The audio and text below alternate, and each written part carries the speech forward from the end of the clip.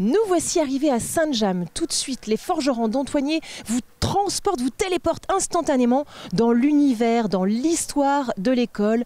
Objets, photos, maquettes de cité ouvrière ou encore de salles de classe de 1900 à 2004. Allez, suivez-moi, c'est parti. Eh bien, nous venons d'arriver à Sainte-Jamme. Je viens de retrouver Laurence Beury, qui est la présidente des forgerons d'Antoigné. Bonjour Laurence, ça va bien? Bonjour Amanda. Et Bernard Welk, qui est donc le conférencier du jour. Bonjour Bernard, ça va bien? Bonjour Amanda, ça va? Alors nous sommes ravis d'être là, évidemment, c'est une très très belle exposition. Alors d'abord on va parler de l'association des forgerons d'Antoigné. Qu'est-ce que c'est et depuis quand ça existe? Alors l'association des forgerons, elle existe depuis 2022. Depuis on a quand même fait quelques expositions. Et puis... Pourquoi, quelle est la vocation de l'association? Alors c'est de perpétuer la mémoire ouvrière. C'est le but de continuer ce que nos ancêtres, de faire connaître ce que nos ancêtres ont fait dans cette usine d'Antoigné. C'est formidable, c'est fantastique. Donc d'ailleurs tous les deux vous êtes donc des natifs de Sainte-Jamme. Sainte-Jamme c'est chez vous, c'est le cas de le dire? Ah oui, je me suis exilé, j'habite Laval, mais je viens régulièrement. Quoi, vous habitez Laval? Ouais. Et je viens régulièrement donc à Sainte-Jamme et donc c'est pour effectivement valoriser ce qui a été fait parce que ça a été quelque chose de formidable quand même, où on avait plus de 1000 personnes à travailler, même 1800 personnes. Donc ça a vraiment marqué le village, y compris les écoles. La vie de l'école. Alors justement, qui a eu l'idée? Est-ce que c'est vous Laurence? Est-ce que c'est Bernard ou c'est de concert de faire cette magnifique exposition? C'est une exposition qu'on avait l'intention de faire il y a quelques années et là elle s'est concrétisée fin 2022-2023. On a commencé à travailler dessus. Donc depuis un an qu'on est dessus. Oui, j'imagine, parce que vu le nombre de photos, combien y a-t-il de photos au total? 159 photos. Et comment vous y êtes pris pour réunir toutes ces photos justement? Comment vous les avez récupérées? Aussi bien Bernard que moi, quand on a commencé à parler de cette exposition-là, on est venu nous trouver en disant j'ai des photos, donc j'ai scanné. Les habitants, vous voulez dire, tout le monde a contribué? Les amis, les anciens écoliers que nous étions tous, on s'est prêté les photos, scannées, j'ai numéroté, nommé pour certaines. Et puis après on a collecté des objets aussi anciens, on a travaillé sur le projet, il fallait qu'on présente ci. Voilà. Donc, c'est un travail colossal. On a voulu compléter les photos par des documents pédagogiques et puis par des objets de l'école. Et donc, notamment, objets pédagogiques, ce sont les fameuses cartes Rossignol où on apprenait la vie au travers de ces cartes qui sont magnifiques. La vie, le respect d'autrui, enfin les valeurs qui se perdent finalement un petit peu aujourd'hui. Y compris dans les années 50, l'écologie, on en a une très belle carte sur les arbres de France, par exemple, pour vous donner une idée, mais ça peut être aussi la ville, ça peut être l'alphabet, ça peut être tout. Donc c'était vraiment... ça fait partie des préoccupations déjà à l'époque. Tout à fait, on n'a rien découvert. C'est ça, les Verts d'aujourd'hui n'ont rien inventé, quoi. En fait, ces cartes-là, elles étaient à la place des ordinateurs qu'ils ont maintenant. Maintenant, on a les ordinateurs pour apprendre. Et nous, on avait ces cartes-là pour apprendre. C'était nos... A priori, le niveau d'études a baissé. Donc finalement, vous étiez peut-être plus aguerris et plus cultivés que nous. Peut-être pas jusque-là, mais enfin bon, on avait quand même des bons moyens pour apprendre. Ce qu'il fallait. Alors c'est de la même manière, donc les objets, vous les avez réunis grâce aux objets personnels, Bernard, moi, des amis qui nous ont prêtés ou donné. On nous a fait des dons aussi. Monsieur Taillé, l'instituteur, nous a fait énormément de dons. Et alors du coup, on va de quelle époque à quelle époque? Alors la plus ancienne, c'est aux environs de 1900, fin 1800, début de 1900. Et puis après, moi je suis allée jusqu'à 2004, 2005, quelque chose comme ça. Mais bon, je les ai pas toutes, malheureusement. Alors, quand même, on vous l'avait dit, ça raconte la vie ouvrière, la vie à l'école, l'histoire de l'école, toutes ces photos, ces objets, ces maquettes. Il y a donc des histoires familiales derrière tout cela. Ah oui, beaucoup d'histoires familiales. De toute façon, les familles étaient assez grandes et donc on retrouve une demi-douzaine de frères et sœurs sur diverses photos, quoi. C'était votre cas, vous ? C'est le cas, on était 9, donc effectivement... Donc une belle fratrie. Oui, tout à fait. Et vous, de votre côté, Laurence? On était 3, c'est moi l'aîné. Ah, très bien. Alors justement, en parlant de famille, je crois savoir qu'il y a une photo ici, notamment, où on retrouve quelqu'un de votre famille. Oui, j'ai effectivement ma grand-mère aux environs de l'année 1900, puisqu'elle est née en 1897. Donc sur la photo, je pense qu'elle doit avoir à peu près 7 ans. Je vais vous la montrer. C'est cette petite dame-là, avec son petit nœud dans les cheveux. Elle était ravissante, votre grand-mère. Merci. Et donc du coup, quand vous avez retrouvé, c'est vous qui aviez cette photo chez vous ou pas du tout? C'est quelqu'un qui vous l'a amenée? Non, c'était mon grand-père que j'ai récupéré son album photo. Et dedans, il y avait, au début de la couverture, cette photo-là, l'original. Hein. Il m'avait toujours dit, tiens, c'est Titine. Ma grand-mère s'appelait Florentine. Donc tiens, c'est la photo d'école de Titine. Voilà. Et c'est tout. Et elle est restée dedans. Et donc j'en ai profité pour l'exposer, quoi. Donc le point de départ finalement presque de cette exposition. C'est la genèse. Alors Bernard, on parle des personnes qui sont chères à notre cœur, on parle de famille.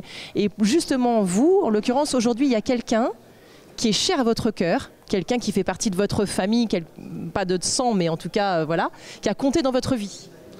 Monsieur Taillé, bien sûr, j'en ai gardé un souvenir ému quand je le rencontre.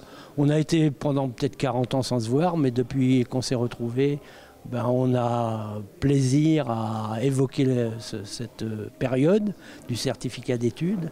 Et alors, en plus de ça, c'était l'année de mariage de monsieur et madame Taillé. Donc, c'est vraiment riche en émotions. Oui, tout à fait. Bon, c'est formidable, on a de la chance. Il est là aujourd'hui, donc on va aller le retrouver. Il va peut-être nous raconter un petit peu lui aussi comment il vit cette exposition. Tout à fait. Alors Bernard, on a de la chance aujourd'hui puisqu'on a un invité de marque, si je puis dire, qui est quelqu'un qui est cher à votre cœur. Ah, un invité d'honneur qui est cher, effectivement, monsieur Taillé. Daniel Taillé, ça a été mon instituteur quand j'ai passé le certificat d'études. Et j'ai gardé un souvenir impérissable. En tout cas, vous êtes ému quand vous en parlez, donc c'est qu'il y a beaucoup d'émotions. Bonjour monsieur Taillé, vous allez bien? Oui, j'ai de l'arthrose, mais sinon... Sinon, vous êtes en pleine forme. Ça va, oui. Alors, est-ce que Bernard était un bon élève? Ah oui. Je vais rappeler tout à l'heure, et même toute la classe. Parce qu'il y avait, je crois, 18 certificats d'études, et puis 12 entrant en 6e. Il y avait les 6e, ça faisait 30. Hein. Et donc, ça bossait. Hein, malheureusement, il y en a qu'un qui n'avait pas eu son certificat d'études. Donc sur toute la classe, quand même, ça va? Oui, sur les 18, il n'y en avait qu'un qui ne l'avait pas eu, le petit Chanteloup.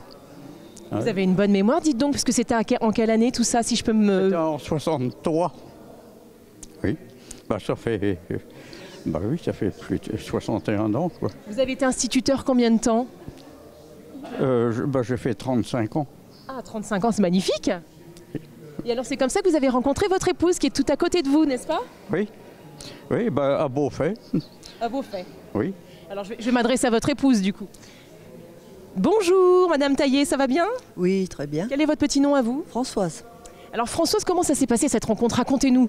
Eh bien, il y a eu les vacances de Pâques. Juste après, j'étais au mariage de mon cousin. Et quand je suis revenue, il y avait un nouvel instituteur parce que l'autre avait été viré. Et je ne le savais pas.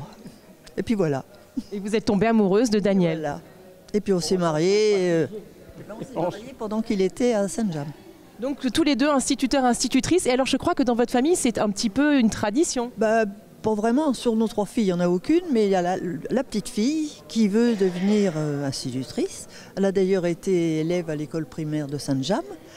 Et ce qui est curieux, c'est que donc elle veut être institutrice et elle fait des stages, bien sûr. Et le premier stage, on l'a envoyé à Beaufait, là où on s'était connus. Ça, c'est un signe, c'est merveilleux. Bon, écoutez, c'est une bien jolie histoire. Et cette exposition, ça vous parle, ça résonne? Ah oui, ça rappelle des souvenirs, hein, ça. C'est émouvant même. Vous aussi, c'est... Oui, c'est émouvant. Alors Bernard, on vient de quitter Monsieur Taillé qui était particulièrement ému, c'était très beau à voir. Et là, on se retrouve devant les fameuses cartes Rossignols dont vous nous avez parlé tout à l'heure. Enfin, c'est l'ancêtre des cartes Rossignols. Il y a beaucoup de cartes Rossignol, mais celle-ci en particulier, c'est une carte d'Achille Comte. C'est un scientifique qui a vécu entre 1802 et 1866 et qui a fait cette superbe carte sur les fougères, sur les algues, c'est absolument magnifique et on a la chance cette pièce unique. Et en parfait état en plus. Alors, elle est quand même bien conservée, je dirais ça comme ceci. Voilà. Alors on a parlé évidemment tout à l'heure d'objets qui relataient l'histoire de l'école, mais également de maquettes. Et vous me parliez justement de la vie ouvrière, c'était très important pour vous de conserver ce patrimoine, de le mettre en exergue, etc. Et donc là, on a de très jolies maquettes qui ont été réalisées par une personne de l'association, c'est ça? Tout à fait. Tony a réalisé cette cité ouvrière qui est magnifique, avec le jardin, avec le potager, enfin vraiment. C'était la vie de Saint-James en fin de compte. Alors il y avait aussi beaucoup d'autres maisons et on avait réalisé une exposition l'année dernière sur les maisons ouvrières. Alors ça a donné des envies à Tony et il a réalisé celle-ci et il est en cours, il réalise également une maquette pour une classe. Alors ce sera pour la prochaine exposition aux Journées du patrimoine où on parlera de la fonderie. Très bien, bah formidable. Alors, je vais aller voir Tony quand même parce que c'est lui qui a bien travaillé. Bonjour Tony, comment ça va? Ça va très bien. Donc vous êtes membre de l'association Les Forgerons d'Antoigné. Alors depuis le départ. Bravo. Et maintenant spécialiste maquette. Ben, je vois ça et dites donc, vous êtes sacrément doué. Vous avez déjà fait ça auparavant? Jamais. Non. Non, jamais. Mais comment ça vous est venu alors? Vouloir faire partager ce qui se passait ici, faire partager les maisons, l'école, enfin Saint-James, mes ancêtres qui sont tous ici, quoi. Ouais. Mais c'est fantastique. Et alors du coup, parce qu'il y a vraiment le souci du détail, que ce soit dans votre maquette de l'école ou encore, bon alors évidemment la cité ouvrière, c'est juste magnifique, c'est très minutieux comme travail. Ça vous a pris combien de temps pour faire tout ça? À peu près 200 heures. Ah oui. 200 heures, ouais. Sans compter les temps de recherche, être aussi près de l'histoire pour que ça soit correspondant. Inspiré de photos ou de choses qu'on vous a racontées? Comment ça s'est passé? De gens qui nous ont raconté, de notre cher ami Bernard Ruel, qui m'a beaucoup aidé pour les petits détails, pour que ça soit le plus près de la réalité. Formidable. Écoutez, en tout cas, bravo, c'est un travail magnifique. Et puis alors, qui est très parlant pour nous et les téléspectateurs et téléspectatrices à la maison. Laurence, je vous retrouve. Laurence, est-ce que vous avez des petites choses à nous annoncer? Restez avec nous, Tony, je ne mords pas. Est-ce que vous avez des petites choses à nous annoncer par rapport aux forgerons d'Antoigné? Est-ce qu'il y a des choses? Oui, tout à fait. Les Journées du patrimoine au mois de septembre prochain, qui se passera à la bibliothèque de Saint-James. Donc ça sera le 21 ou 22 septembre, j'ai plus la date en tête, mais bon, voilà. Les horaires? Pareil que le samedi après-midi de 14-18h, le dimanche matin de 10h midi et 14h-18h. Écoutez, fantastique. C'est pas qu'on s'ennuie parce que franchement cette exposition est merveilleuse, mais il faut qu'on s'en aille nous maintenant. On file, on part du côté du Mans, c'est pas très très loin. Mais en tous les cas, les forgerons sont très fiers de vous avoir accueillis, c'est génial. Merci beaucoup. Nous étions ravis d'être là. Merci. Bien. Merci beaucoup.